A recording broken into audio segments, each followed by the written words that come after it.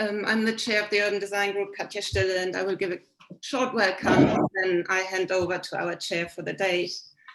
I'm really glad you can join us for this lunchtime launch of a major new report from the Place Alliance, which is examining design skills and design governance approaches in England's local planning authorities. It was funded by the Urban Design Group and supported by the Design Council. As you will know, the UDG is a charity supported by volunteers, and the funding for the 2 surveys comes from the surpluses made on the International Urban Design Group study tours organized and led by Alan Stones over a period of decades. And we are very grateful to him for his past and continuing efforts in trying to raise aspirations for better towns and cities and take us on a lot of really exciting study tours. The first survey, published in 2018, found a serious design shortage. Almost half of local planning authorities had no dedicated in-house design capacity at all. The survey report warned that the absence of design expertise locally will result in a new generation of substandard development. The Place Alliance went on to assess the impacts of the skill shortage with a housing audit published in 2019. Over 140 housing developments across England were assessed. They were overwhelmingly mediocre or poor. We know that once a development has been built, it is pretty much there forever. But we are continuing to create a legacy of poorly located and poorly designed housing developments, where car ownership and use is not a choice, but a necessity, where the needs of people come second to those of vehicles and operational requirements for refuse kind of collection, where inactivity and high carbon lifestyles are designed in. We know we can do much better. We see examples across the country where we do better, and we must do better. Today's launch is very timely, given the government's announcement earlier in the week, the launch of the new NPPF for England, the National Model Design Code, and the new Office of Place.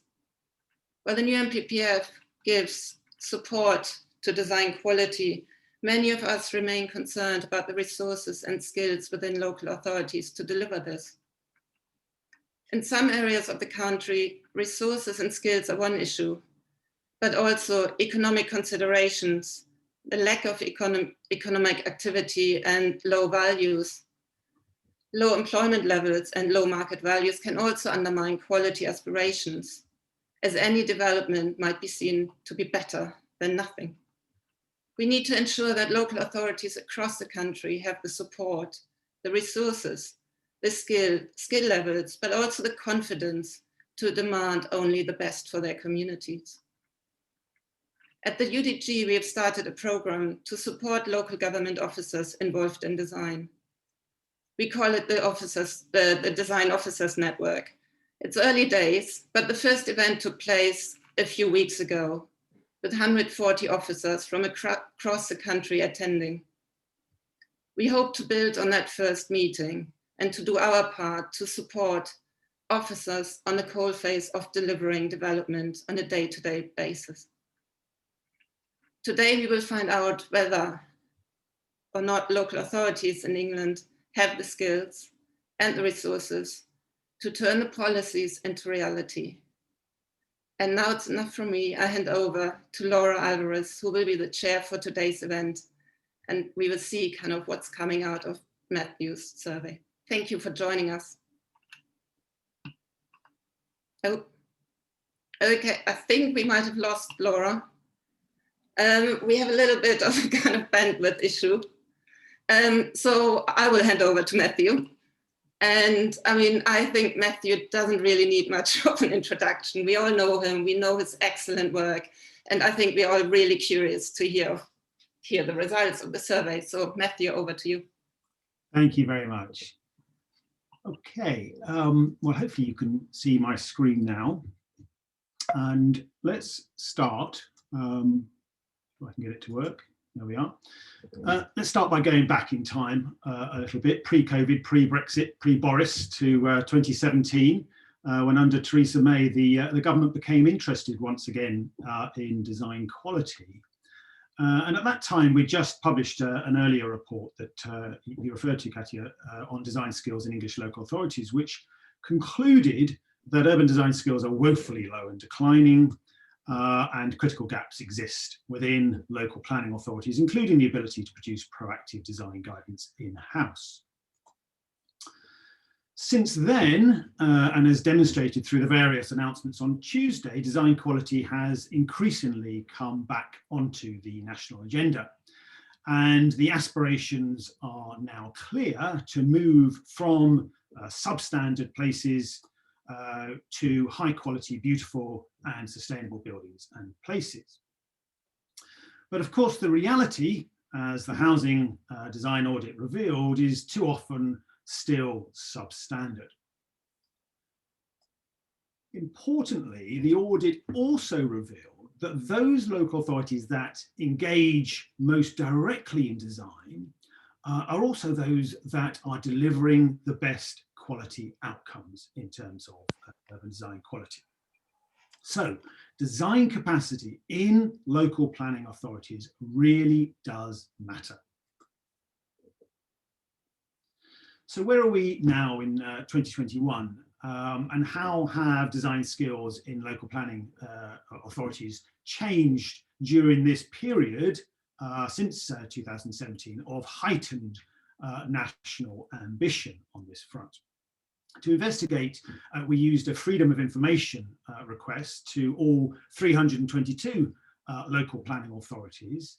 And after some cajoling, we got a 71% response rate, so a very high response rate, and a big thanks to all of those who responded to the survey, as well as to my colleague Valentina Giordano for all her great work in putting together the survey and ensuring such a great response rate.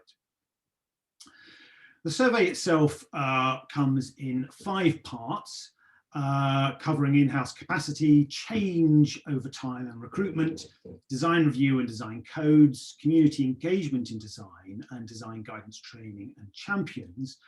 And I'll use that structure to structure my presentation. And forgive me, I'll be throwing quite a few figures your way, but hopefully some clear messages too. We started by asking, what in-house design skills do you currently have? And the good news is that nationally, the numbers of urban designers and architects in local planning authorities has stabilised, although the availability of landscape expertise continues to decline. The bad news is that today, 2/5 of local planning authorities still have no access at all to any design advice, any urban design advice. 2/3 no access to any landscape advice, and 3/4 no access to any urban architectural advice. So we asked, if you don't have any in-house capacity, how do you cover these skills requirements? And the first point to make here is well made in a quote that even the headline figures hide the true extent of the deficit, given the increased sharing of posts, the use of temporary staff, and the coverage of design by non-specialists. There's also a significant increase in the use of external consultants and agency staff to try and fill the gaps, with 2/5 of local authorities attempting to do this. And design review is often also seen as a means of filling design skills gaps rather than a means of supplementing and supporting in-house design capacity that already exists. The use of consultants, either on behalf of local authorities or sort of by developers, rises to 60% in relation to the production of proactive design guidance and frameworks, and to 70% in relation to the preparation of design codes. And this is of significant concern to local authorities, for whom a general feeling existed, echoed in this comment, that the local knowledge of in-house staff is invaluable, and much more cost effective than using consultants, despite the fact that, of course, we have many brilliant consultants. Now, when we asked about how in-house capacity had changed, we saw a very slight increase in capacity nationally. If we spread the design specialists working in local planning authorities evenly across the country, then in 2017 we had 1.6 urban designers per authority, and now we have 1.7. Put it another way, in that time, in that period, we have just 30 rather funky looking new design staff spread across all the local authorities in the country.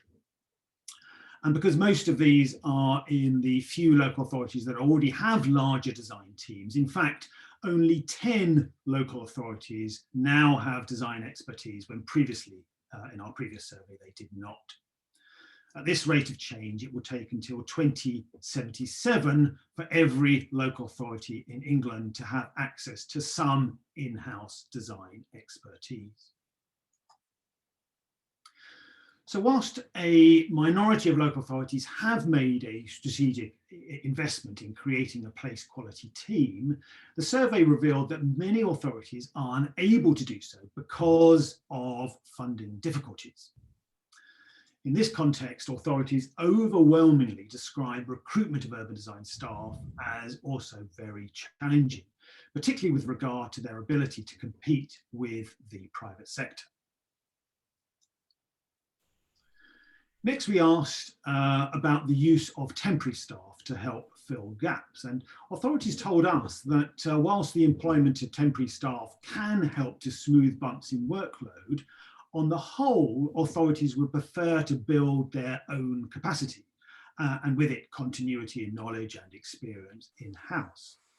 One respondent put it particularly well: continuity of knowledge is hugely valuable for local authorities, but undervalued as it's not represented on a spreadsheet.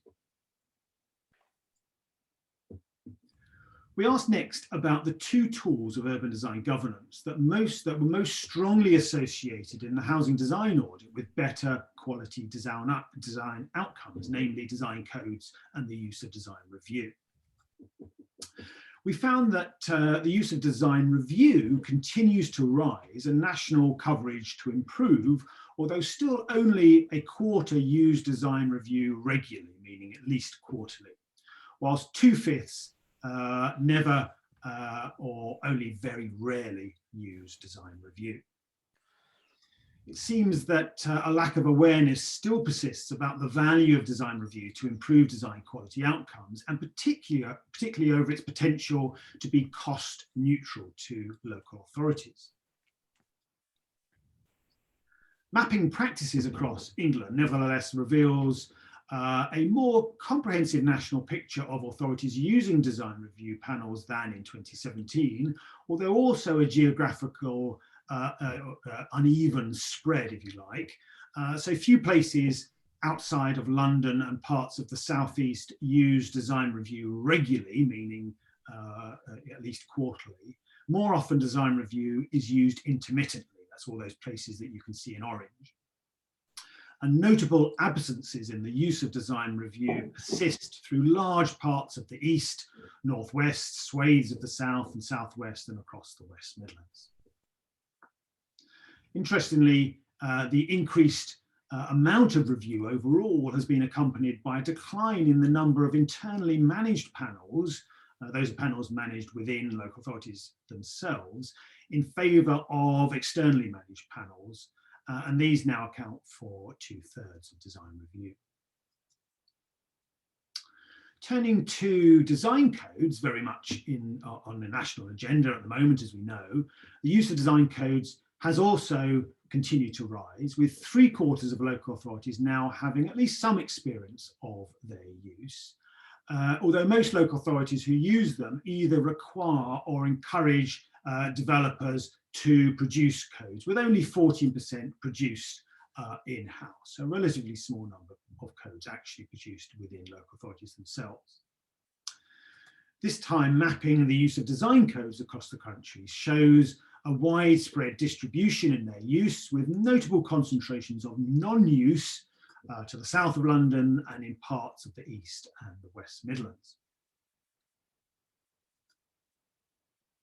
When asked about their likely future practices in light of the new requirement that local authorities should have design codes in place, 1/3 plan to produce design codes in-house, so that's quite an increase on current practice, perhaps reflecting the dissatisfaction that many noted with developer-produced codes. A much smaller number intend to use consultants. And 1/3 don't know how they're going to produce or fund design codes, particularly if they're required to produce them for their whole local authority area. Interestingly, over half of authorities anticipate producing codes only for key sites or areas of change, and less than 1/3 for their entire local authority area. And this quote, I think, reflects the concerns of many on that front. We do not completely agree that blanket design codes are the right approach when there are great variations in the physical, socioeconomic and cultural landscape of a place.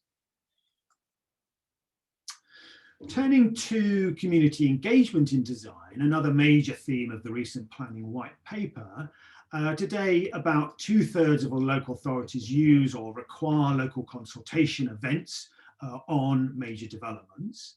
But more proactive hands-on engagement in the actual design of development drops off sharply to about 1/5 of local authorities using those methods for some sites.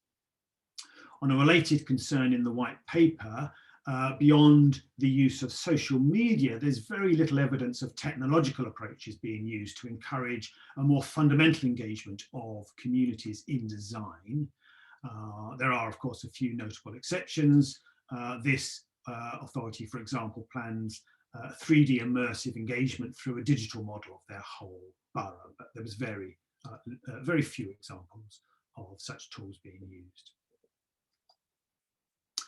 More commonly, authorities report being too stretched in delivering their sort of minimum statutory duties to take on community engagement in any fundamental role themselves. Instead, typically they look to developers to conduct local consultation events and any hands-on engagement in design. And a very simple message was very widely apparent in the survey, that more engagement with the public will require more resources.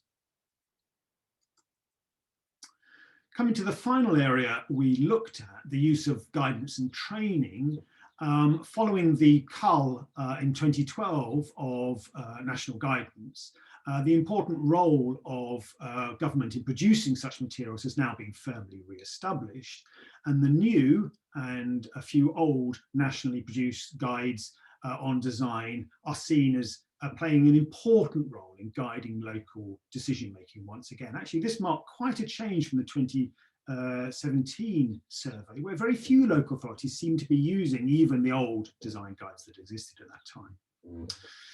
In addition, almost 3/4 of local authorities use some form of local design guidance of various types in their decision-making, sometimes shared across different local authority areas. On training, budget cuts are still eating into training budgets, with most design-related training focused on raising awareness about design quality rather than on developing new design skills. For their part, councillors receive some informal training on design in just over half of local authorities, but it's typically very basic indeed. And finally, only a small percentage of councils have a designated design or place champion to promote design quality across the authority at large, although positively those that do strongly recommend such roles as key to help build a sort of corporate commitment to quality and generally a culture of good design. So to conclude, like all good reports, we finish this one with some recommendations, some of which we might come back to in the discussion if we have time. First, for government, and don't worry, I'm not going to go through all of these, I just select a few. The first one is the need to establish a new dedicated and generous funding stream for raising design skills in local planning authorities. And receipt of this funding should be tied to local authorities themselves submitting a plan for resourcing in-house design expertise over the long term. Government in the past has had dedicated funds for design skills, but it's tended to be fairly small and time limited, and as soon as the funding runs out, the posts seem to go with them. We've just seen an amendment to the National Planning Policy Framework. It's a shame it didn't include this, which is a policy to make early and independent design review mandatory for all major developments. We've seen overwhelming evidence that design review really does make a positive improvement in design and should be far more stressed in government guidance and policy. And as part of the government's levelling up agenda, the government should consider a light touch fund for the conduct of design review and the preparation of design codes beyond the current pilot programme in those parts of the country where practices are least developed. And there are quite a few holes in the country where there's very few design codes or design review being used at all. Some recommendations for the brand new Office for Place launched just on Tuesday. They should consider establishing a proactive enabling function that will reach out to local planning authorities and assist them directly in the production and/or commissioning of design codes in-house. Joanna Averley, who we'll hear from soon, brilliantly managed a similar service back in the old days of CABE, which had incredible impacts, and we should consider having such an enabling service back again. Second, might think about establishing a national charrette programme through which effective but efficient methods of engaging communities in design are developed and promoted. There's really no substitute for engaging communities directly in design if we want to know what they think about design quality. And a programme of executive level training for chief officers, chief executives and leaders of councils should be devised, focused on culture change and local leadership relating to place quality. It's all about that culture of quality, and that needs to come from the top. And then last but definitely not least, for local government, fundamentally all local authorities should invest in in-house design expertise appropriate to the size of their planning team, with a remit to prepare or commission design frameworks, codes and guidance, conduct or commission design review and community engagement, offer advice to planning staff on all major developments, implement government guidance on design, and generally raise and support local design quality ambitions. And to do that, we recommend that a ratio of design specialist staff to other professional planning staff of 1 to 10 is a reasonable aspiration to work to. And then finally, consider establishing local community panels to engage citizens in an ongoing conversation about design quality beyond the usual suspects who get involved in these issues. So that's all from me. Thank you very much to listening to me. If you want to download the report in its full glory, then if you go to placealliance.org.uk, you can do that there. Thank you very much. Back to Katja. Thank you, Matthew. Let me just check if Laura... Yes, I'm here. Hello. You take over. Yes, hi, thank you very much. I'm sorry, I have to apologize. Good afternoon, everybody. I have bad connections here because I'm actually on holiday. I am in North Cornwall in the middle of a heat wave. So you can appreciate how much dedication to be here instead of being at the beach. But no, I couldn't miss this for the world. Thank you, Matthew, for that. Really, really good to see. It's always fascinating to see what changes and what doesn't in these surveys, which I follow very carefully. And we absolutely need to start from knowing where we stand in terms of skills and resources, because it's a theme that keeps coming back and back in every event that I have been participating in, training, course. The thing that comes back is skills and resources. Perhaps it's not a surprise. This type of research I find really incredibly helpful at a local authority level. I don't know if other authorities use it or not, but we use it to plan and to check our performance and our skills and our staff infrastructure against the national and regional average. We find it really useful. So if you're not doing that, I do recommend that. A couple of things I wanted to mention. before we move on to the responses, well, I had a lot to say before Matthew was going to speak, but my internet failed, so apologies for that. We know there's not a matter of having the skills available at the local authority level, but it's having the right skills at the right place. So we need to go on to the final grain of what skills are necessary, and particularly because, as Matthew said, there's great variances regionally, and recruitment in some parts are really, really difficult. So maybe we need the next step of this survey and go into finer detail and find out what that texture is for the skills that are necessary.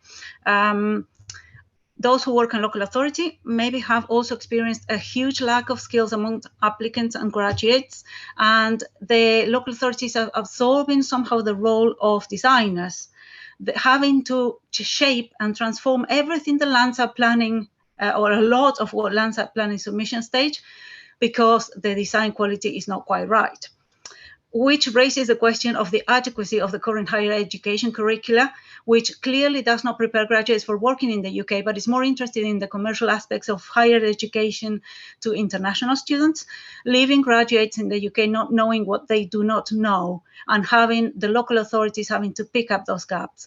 A critical part of the problem is that, and finding that balance and how we address that, I think, is a big task for the Office for Place. But a lot to think about there. Let's now go to the responses. I could talk all day, but we haven't got much time, so I'm going to pass it over. We will begin with Joanna Averley, Chief Planner of MHCLG, with the response and comments to Matthew's work. Thank you, Laura. And first of all, can I just say a huge word of thanks to Matthew and the team at Urban Design Group who've commissioned the research. It's so important that we aren't working on anecdote, but that we're working on evidence of the capacity and capability in local government and more generally across the industry. I just wanted to give you a bit of context, really on the back of the announcement on Tuesday, and then we'll open out to sort of questions, and very happy to take questions from everyone who's involved today.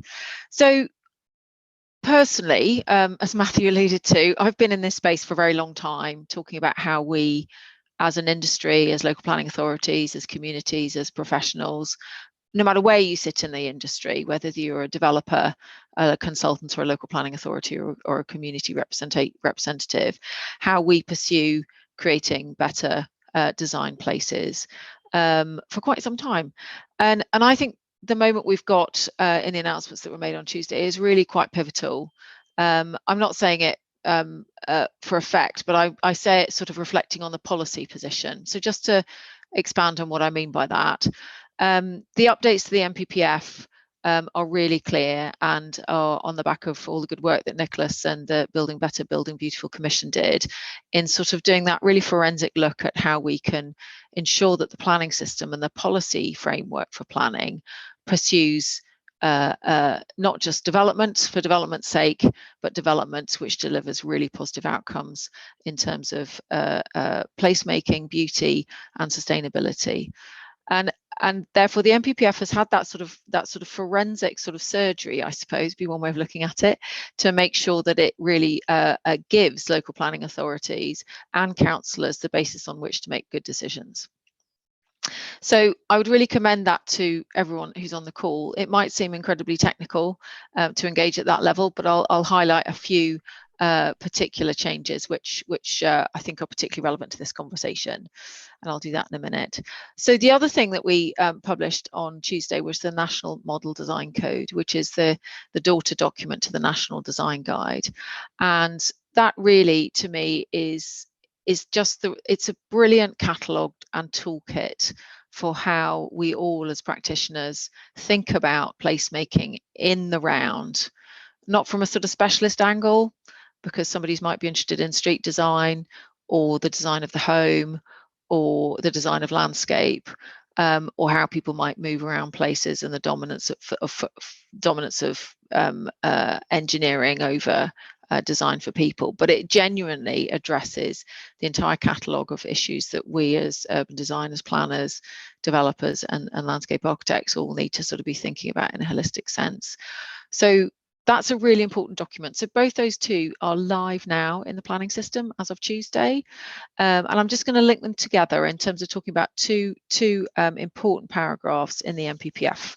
And I'll be very technical and I'll point you to the two paragraphs in particular, paragraphs 128 and 129. So the first one is basically saying that all local authorities should prepare design guides or codes consistent with the principles of the National Design Guide and the National Model Design Code, which reflect local character and design preferences. So there you have it. In the current planning system, there is the drive and the expectation. As we've seen, many local authorities, I think Matthew's work is saying about 3/4 of local authorities are doing something in this space already. They're already using strong guidance to sort of shape development. But I suppose what we've got in the National Model Design Code is, as I say, that sort of holistic view, which is current and up to date in terms of the issues we have to address, also for climate change, biodiversity net gain, and other aspects that are very current for us today.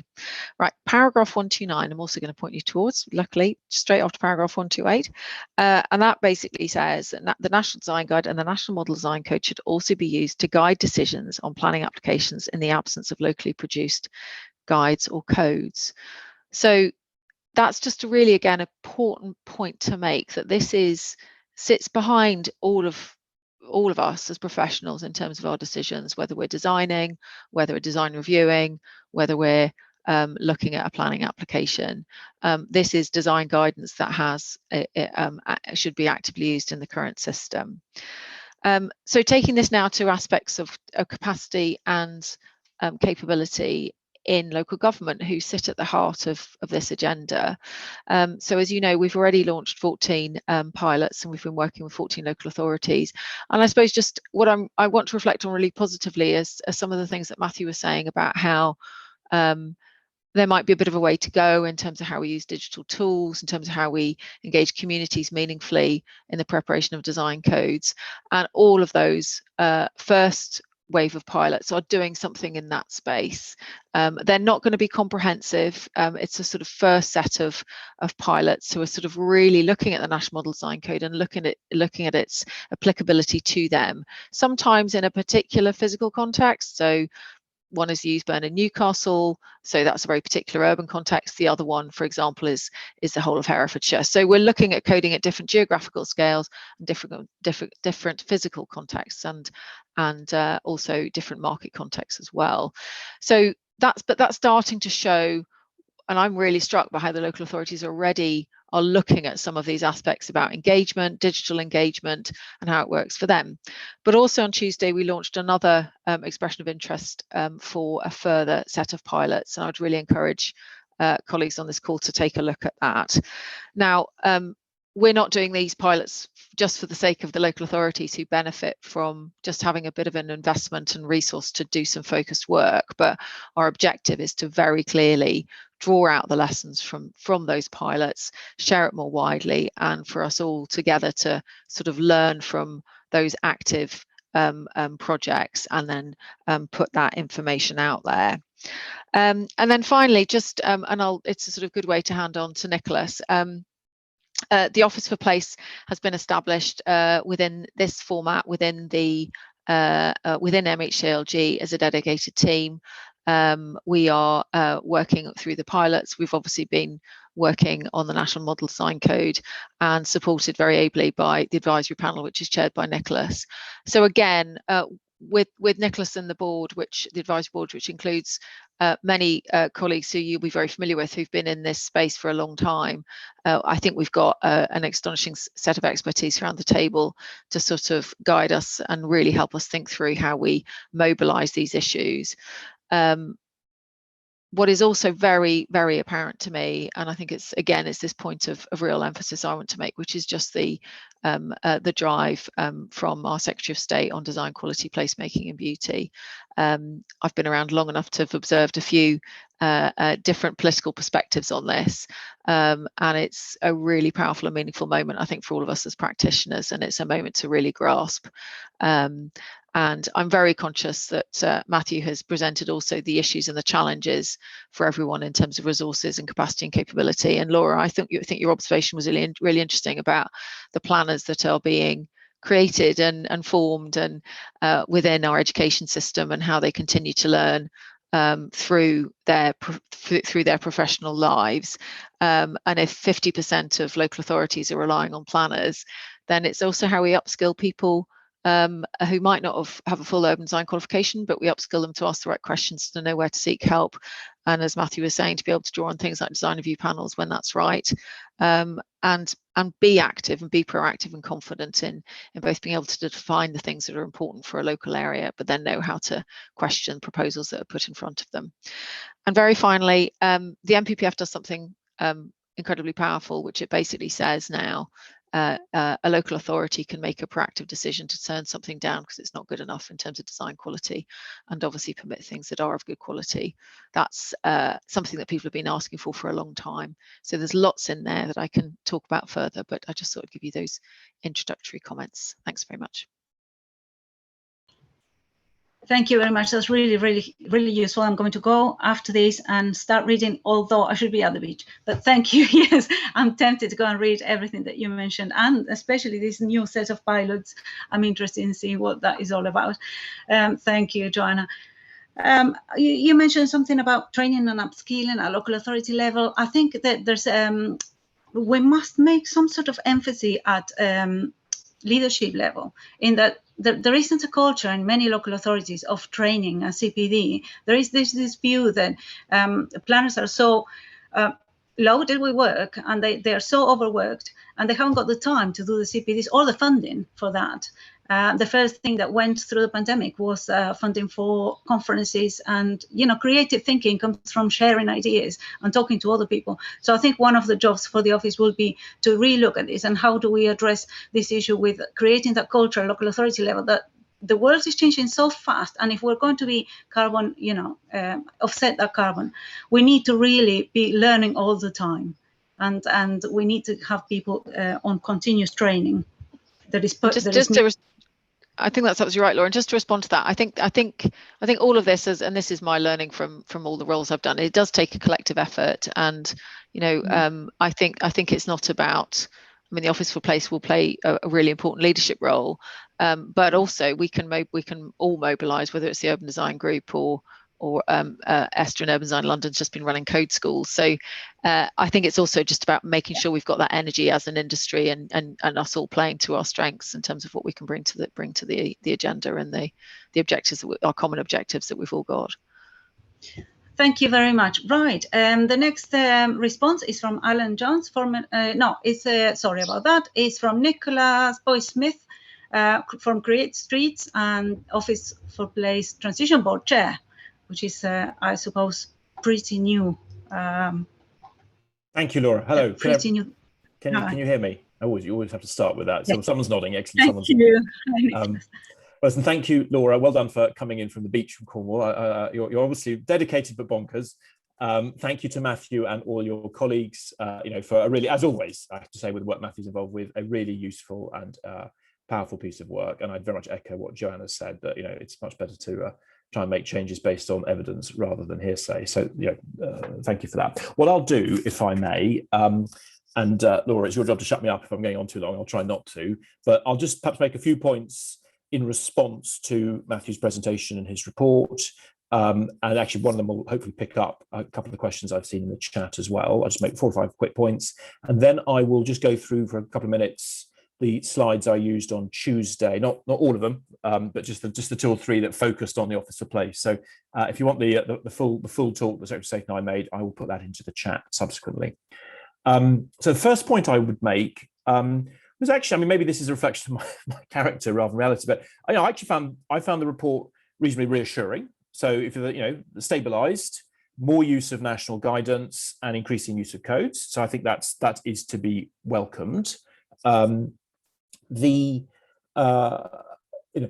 was very struck when I was going around the country about 1.5 years ago as part of the B4C work, how variable the focus on design quality and the understanding about the relationship between the places we live in and public health and well-being and social connectedness was.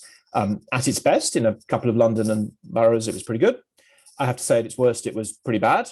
And the level of even awareness that it was an issue was pretty poor. And that's not just, I mean, there is a capacity issue there, but I'm afraid it was more than capacity. And for understandable reasons, some of the councils I spoke to, were in the framework of, we need investment in our bit of the world. This is investment, therefore this is good. And I'm afraid, as you all know, that's not correct. So I think if we're starting to turn the corner on that, I think that is to be welcomed. The second thing I'd say, I think Matthew's respondents are right to be wanting to do this predominantly in-house rather than using consultants. Again, there are lots of good consultants out there, but it's right to want to make the skills endemic and installed inside the public sector as well as the private sector. That does have, I think, consequences for required capacity and volume of skills.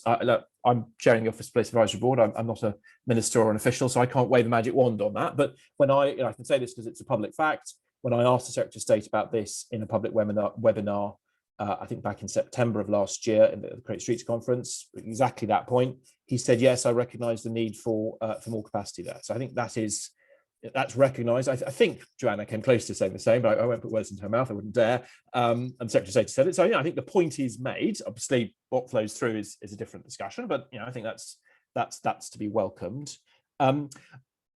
I would also add, I've got a slide on this, but I won't come to it yet. I would add that when we do what we do as designers and as planners and as people invested in the quality of the places that people live in, is absolutely critical. And by that I mean, to what degree do we rely on the development control process, which is inherently quite time-consuming way to control place quality, and to what degree do we rely on strategic planning and the quality of the local plan, and indeed who feeds into that. And the reason that certainly I personally think that design codes or things that are quite visual and numerical and comprehensible to the general public are important is they're a way of getting away from discussions about urban morphology or block form or transport systemic change, words that frankly wash over most people and don't have inherent meaning, into what a place feels like to live in and look like. But what we do have in this country, and Matthew and Joanna, I apologise, you've heard me say this before, is we do have a system that relies in international and comparative terms, actually also in historical terms in terms of this country, very disproportionately on development control, to a very low degree on strategic planning and place setting and setting clear frameworks. If you look at the equivalent of local plans in most other countries, they are much firmer. Increasingly, they are more visual as well, as hopefully ours will become. So, the way to use the capacity we've got is clearly to use it as strategically as possible. And that won't cover all situations. There are always going to be funny cases, and hopefully it can and should cover the good ordinary. And hopefully the new NPPF and the National Model Design Code will make that easier. And then obviously there's a wider discussion about planning reform. One more sort of general point before I show a couple of slides. You made the point at the end of your excellent presentation, Matthew, about levelling up. I think there is a real discussion to be had. To what degree, obviously jobs is an important part of that, but place quality is as well. To what degree is levelling up expenditure and focus about big infrastructure? There's a role for that. And to what degree is it about helping places that have been left behind by systemic change in the last 50 years to rediscover their place quality as places in which, if you've got some get up and go, you don't get up and go. You might get up and come back, or in which people would be attracted by perhaps the lower prices. So the social enterprise I run, Create Streets, we're working in a range of left behind places in inverted commas. That, as is shown by the data, they are less good places to live. They have dirtier air. They have less walkable streets. They're in less good state. And I think how we approach that and perhaps link that levelling up agenda to the placemaking agenda and to creating more homes is very important. And again, I think there's an important moment here. And it's not just about planning reform and the focus of the government on this. I think it's also about the focus on levelling up. And because of post-COVID, do we have a situation, we don't know yet, but do we have a situation in which towns and villages, coastal towns, places which are very underpopulated compared to their urban infrastructure, could actually start being more attractive places for more people to live and work and run their lives. Many of the industrial towns of this country are at population levels about 50% of what they were 60, 70 years ago. Now, some of that is probably overcrowding that is rightly removed, but some of it is actually, I think, an opportunity for more places to live there with existing infrastructure. So those are just a few top level responses. Let me just try and share my screen. Always a nervous moment. I can't, of course, now see my PowerPoint. Bear with me. I'm just trying to get this right. There it is. Hopefully that is coming up. I'm just trying to move on to one screen. Has that come up? Yeah, yes, brilliant. Thank you. Thank you very much. Hang on, sorry, my screen is freezing. So I'm not going to talk to this slide.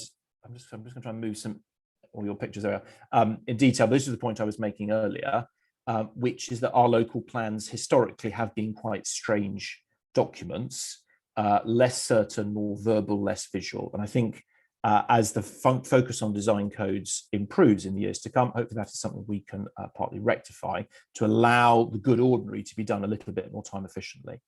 I think the other important point to make is that we are operating in a situation of very low trust in the process, both developers and planners. In situations of large developments, we're at between 2 to 7% trust for developers and planners. So there is an important level of public trust to re-establish. I realize, again, we can't wave magic wands on that. One of the reasons that people have lost trust in the system, I think understandably, is that they're not confident that what's said at the start of the process is what will happen at the end. So if we can collectively, as a society and as various professions, try and increase certainty and clarity as to what will happen, I think that's important. On the Office for Place, we've set 3 key points to the vision. One is actually to catalyse a fundamental change across all the sectors in supporting the creation of and the stewarding of better places. 2 is to help neighbourhoods and those in communities and those who work on their behalf, such as many of you, to do so. And again, with very clear outcomes, places that are beautiful, popular, healthy and sustainable. And then finally, actually, as the information available on the quality of places and the link to well-being and outcomes, something Matthew knows a lot about, improves and will continue to improve, I think, in the years to come, is actually to help support British industry, design and development to be some of the best placemakers in the world. So that's, if you like, that's our vision. I'm conscious of time, I will speed up. I won't go through all the names, but we've got a very expert body to support me and Joanna and the team from a range of perspectives and with a lot of private and public sector experience, and also critically running or involved with running some of the network of organisations such as Urban Design London, who are very involved in helping support both the public and the private sectors. We've set 5 principles, and I think some of these are very much a response, actually to some of Matthew's former work, but also to some of the points Matthew was making. Empirical, empowering, flexible, networked and digital. I'll just perhaps pick out on the empirical and the empowering. There's great information out there about what makes for good places, and most people don't know it. And I include most professionals in that, and certainly most councillors and certainly most officials and certainly most developers.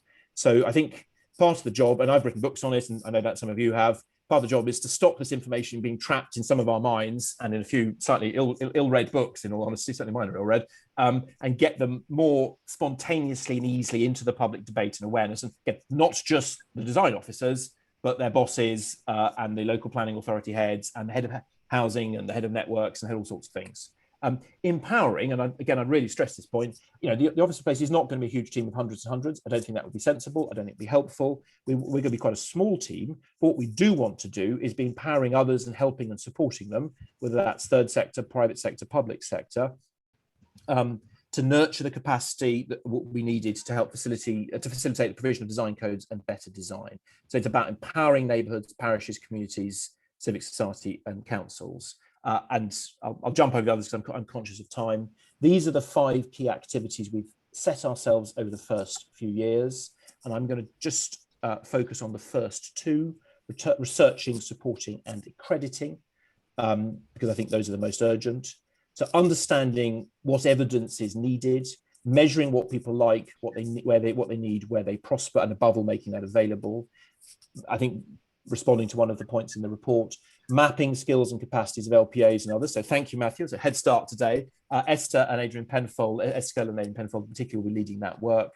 and then trying to work out, well, what are the business models for delivering design codes, for bringing more visual clarity and certainty into the local plan. We know now, I think great work done by CABE and others over the last 20 years, we know now how design review can work. So there's an established process for doing that. We need to get it into more of the country, but we can see how we make that work. What's the right route for doing design codes? How we make sure we have a rich infrastructure of provision and a good market for that. Just on the supporting and accrediting, and then I'll draw to a close.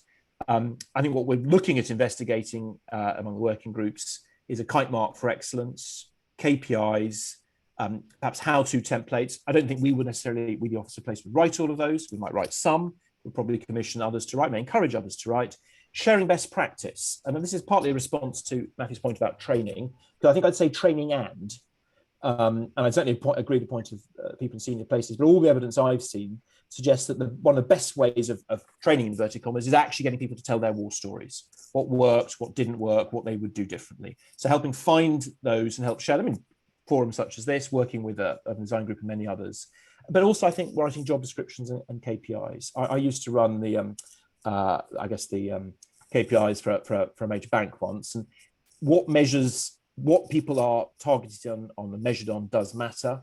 And we see in many situations, officials very much focused on how fast things can get through a town, on elements of transport, not necessarily on elements of place. So what are the right ways in which officials, perhaps beyond the planning team, can be thinking about the quality of place? And that, I think, will also be something then will hopefully percolate through to councillors. I'll stop there because I'm conscious of time. I was just about to say, thank you very much. Sorry about that. Hang on, I'm just trying to stop Thanks for wrapping up. Very quickly, because we are running out of time. Very interesting to hearing Alan as well. The themes that keep coming up, very, very interesting conversation. Maybe we should record this as well and have a look at it and expand on it at future events. Design codes is the main thing that keeps mentioned. The fact that, of course, skills to produce design codes. By the way, there are some very, very good design code schools now. Have a look at that.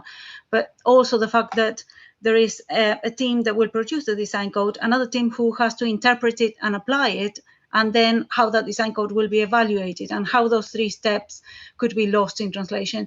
So keep an eye on that and how we're going to manage that. Another thing that keeps coming up is the different needs of different authorities, and almost the worry that a national office might miss out what happens at the local level, and how is that going to be managed, and if there's going to be regional variances, or how do we create that fine grain to see how different authorities have different needs to address. Right, I think the principles are brilliant, actually. But let's move on because time's running out. And last but not least, we have Alan Stones, former editor of the Essex Design Guide and head of the Essex Design Guide service. I'm very looking forward to this.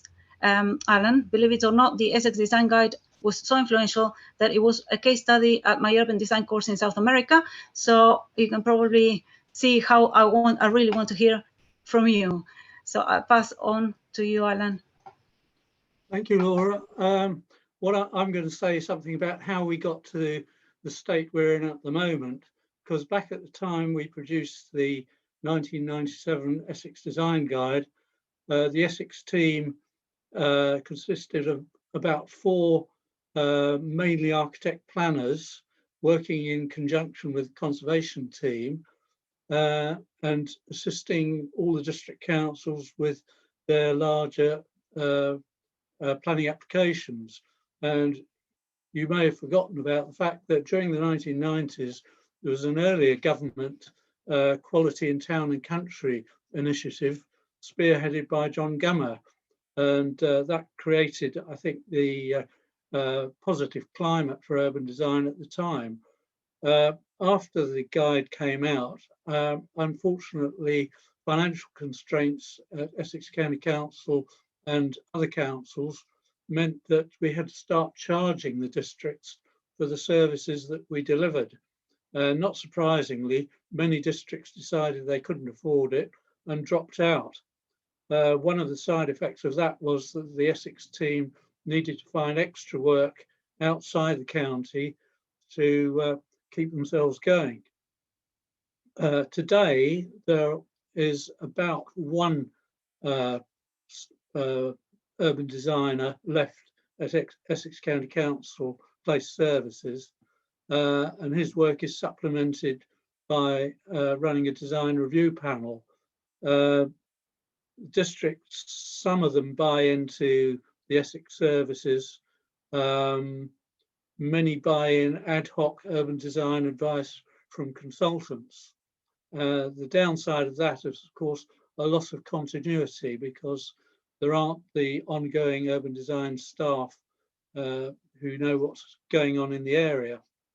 There's also a tendency to leave urban design to the planning applicant, with all the obvious drawbacks of that the urban design input is subordinate to marketing considerations. Those urban design codes and guidance that are still in place and officially adopted by the districts are not always used. And chief executives of district councils are very loath to support appeals on design grounds. So altogether, the system is becoming more and more toothless. Recently, the local amenity society that I'm part of launched an ombudsman complaint against the district council in our area, which had ignored a lot of design guide or design brief criteria on the basis that they were not doing their job. We still await the outcome of that ombudsman complaint to see whether it's upheld. So at the moment, we have in our area an unprecedented amount of large housing applications, and local planning authorities have never been so unequipped to deal with it. So I welcome the initiatives that are coming from Nicholas and Joanna, and also the work from Matthew and his team, which highlights the parlous position that we as urban designers find ourselves in. So let's hope we can start from this low level and get back to something like we had in the past. Yes, thank you, Alan. I have to say I totally concur with everything you said. I don't know if I can add anything else. But what I'm looking here in the comments as you were speaking, people worried about political barriers and what you say, not adhering to guidance and codes. We might have all the perfection in the codes and the guidance, but then what happens on the ground might be different. But that's the nature of our job, isn't it? Right, to negotiate constantly to push the quality boundary up. We have some people concerned about the level of engagement that is necessary, and not only the resources but also the training. We are not ready to go into that level of empowering engagement. We're still on the consultation sort of mindset broadly as local authority, but Matthew has a lot of data on that as well, which was good to see a full session on how we would engage. This is a massive, it's one of the principles as well. So empowering, I'm very happy that it's labeled empowering and not consultation. So that's a critical thing, in my opinion. Would any of the speakers or Katja like to, or Matthew as well, presenter, like to add anything else to the conversation? Otherwise, I'm going to go on to looking in more detail to the comments that we have. I think, Anything else? Could I just come back? I mean, I think in a way, Alan's point is very important, that this is a cyclical thing, that we go through it. There's moments when design is seen as important by government, and then we forget it, and then it's important again, and then we forget it. And so, you know, this is no way to run our planning system in this country. You know, if we're serious about places and the quality of places, then we have to have a planning system and planning colleagues that feel empowered to actually insist on quality and have the right skills to put in place all the necessary tools, whatever it is, design codes or, you know, guidance or review or whatever, to operate those tools and put them in place to actually deliver on this front. And it's great that the current government are interested in design. We're at the start of that road. What we need to ensure is that there's no way back. You know, as we invest in design capacity, that it's a sort of one-way street, and we never come back to the situation again where it's suddenly considered not important and other things get priority. Laura, sorry, just one word covering. I mean, I think a lot of people have said this. I mean, everybody has said this, and I think one of the key issues came out today for me, and I think it's something we really need to tackle. We need to break the link between poor economic strength in areas and design quality. I mean, we can't continue delivering for the communities that are less well off also suffering poor quality. I mean, there shouldn't be a link between market value areas and strong economic kind of areas, high employment and so on, and design quality. We really need to kind of break that link that exists. Not entirely sure how we do it, but I think everybody deserves the design quality. I think critical, I totally agree, Katja, and I think critically to move to a stage where we consider everything holistically and we take sustainability seriously, we need to think of the three spheres. The economic sphere is very, very strong because you can quantify and you can become accountable for what you're doing. With the other spheres, with the social sphere of sustainability, there is very little accountability and things become a nice to have. With the environmental, is getting better, but we're still nowhere near where we should be, considering the climate crisis we have. And the tools and resources are available as well. So unless we balance the three spheres equally, I don't think we will be able to address this. And when we do, design quality will emerge, because you will be forced to look at design quality from what it actually means. And beauty is one of the variables, but by no means beautiful means quality. Probably the other way around, yes. But it's for another debate, and we should actually do a full event on beauty and quality and how they both interact and link and what they mean, because there's quite a lot of comments here. What does it mean, beautiful? How do we count for it? And so, yes, I know I keep hearing that. Yes. And Laura, just to come in on that, because I think that's where just looking at the National Design Code is really important for people, because it's beauty means the whole panoply of different issues that make places successful for us, but also make them successful for climate, whether it's climate resilience or whether it's the journey towards net zero. So if you look at the National Design Code, it carefully goes through all these issues that are very apparent to us that we need to think about holistically, and not, as I was mentioning earlier on, not pick out one aspect of quality, but sort of work across the piece. So I hope people find that a useful frame. Can I jump in on that quickly as well, please, Laura? Thank you, Joanna. And I'm meant to be in another meeting by now, but it's so interesting I've stayed, so I'm in trouble at the other end now. And I noticed someone's just quoted Vitruvius in the chat, which was unexpected. Look, I mean, I think the point about using beauty alongside issues such as sustainability in the NPPF is to raise our sights. And all of those of you who are interested in the history of planning, which I suspect is quite a few of you, I'm sure you should know that the British planning system didn't used to be afraid of aspiring for the best for everyone. And I'm afraid we have lost that confidence over the last couple of generations to actually aim for the sky. We will not normally hit the sky.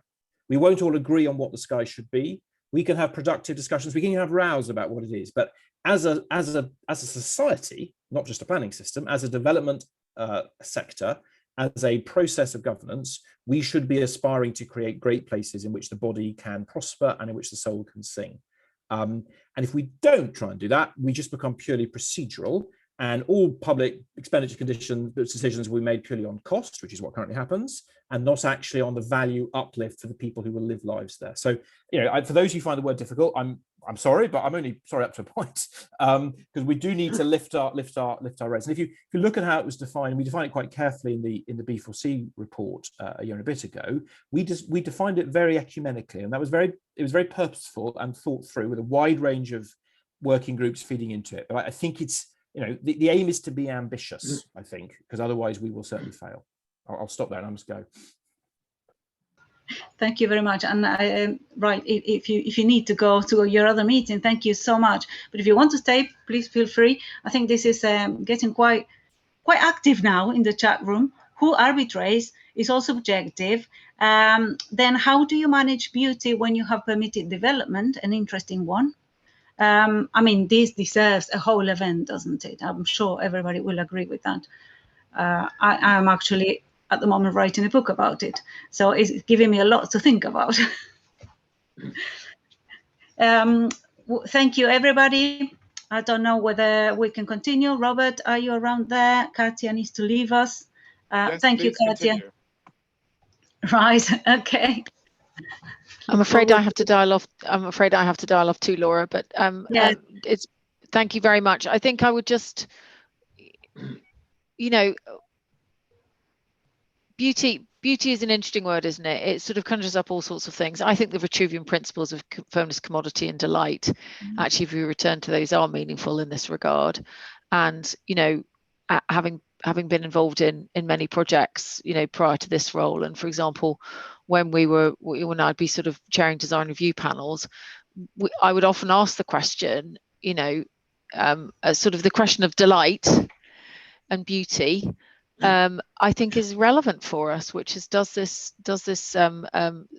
scheme actually really address the community? Does it sort of lift the spirits? And I think those are things that are relevant, but they also are about getting the essence of the scheme right, the quality of the streetscape, the quality of the frontage, the consideration of massing, the consideration of landscape. It is all of these things, but then always asking ourselves the question: is this actually design that actually adds something extra? Where's the added value? So yes. Great. Thank you very much, Joanna. Thank you very much, Laura. When you have to go, thanks a lot. Probably see you Take care. Bye. Bye. Yeah. I'm going to try to round up now, because a lot of people are logging off because they have meetings. So I don't think it's very fair. But what I'm suggesting, I don't know, Robert, if you're up for this, is going through these comments and trying to sort out a further event to discuss what were the major comments further. And I'm going to leave everybody with a thought. In my opinion, design quality is measurable. It's something that we can look at how we are praised, whilst beauty is a combination of the design quality variables that we can measure and a cultural process which involves more of a cognitive appreciation of space. So you perceive the space and you go through all of your cultural background, your individual preferences, and you define what quality, what beauty is individually. So that's my thought for the day, but I would be very happy to come back and talk about it in further detail. Thank you, Matthew. Thank you, Alan, and Robert there for being around. Anybody else wants to add anything before we leave? Do read the report. There's lots in there. I think it's all about building a culture across this country, nationally, but also locally. And we can't do that unless we have the right skills in the right places in the public sector. It's really, really critical. So I think we need to keep on fighting for that. Thank you. We will read that, I promise, as soon as I come back from the beach. See you all.